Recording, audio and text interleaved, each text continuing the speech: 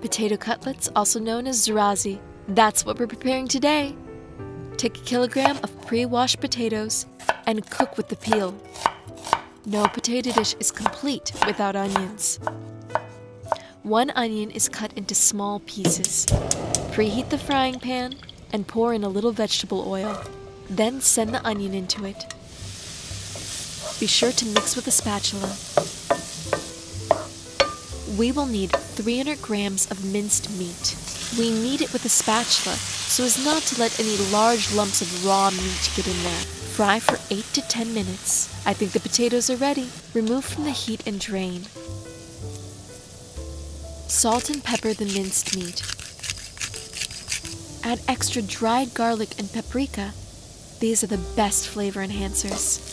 Mix the minced meat so that the spices are evenly distributed. Minced meat is ready. Remove from the heat and transfer to a bowl. This is the future filling of our zrazi. When the potatoes are cooled down a little, peel them and transfer them to a large container. We need to make mashed potatoes. We can do this manually or with a mixer or a blender, whatever you feel is more suitable. Add 1 egg to the puree. This serves as the connecting link. Add salt and pepper, and then be sure to put 1 tablespoon of wheat flour in. It, like the egg, will make the mass unified. Mix the base of your zrazi with your hands. We shouldn't need much flour in order to get the perfect potato dough. It's time to sculpt your zrazi. Sprinkle your palms with flour and rub it properly. We take the puree, put it in our hand, and make a flatbread. Here's what should happen now. In the center, we put a couple tablespoons of minced meat. The filling should not be too much, otherwise it'll fall out.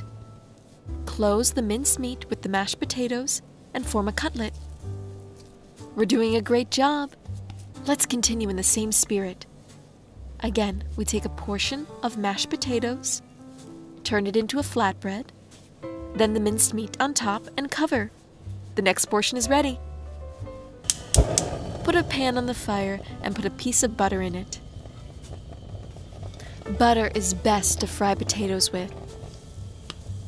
Evenly lubricate the surface with a brush.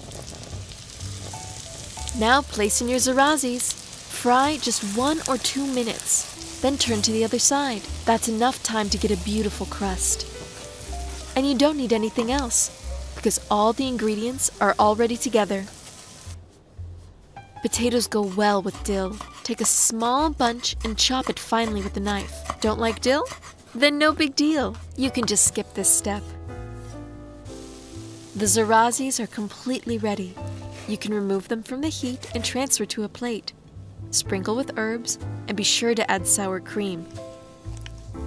I don't think there can be a better top for this dish. The potatoes and meat are the perfect combination.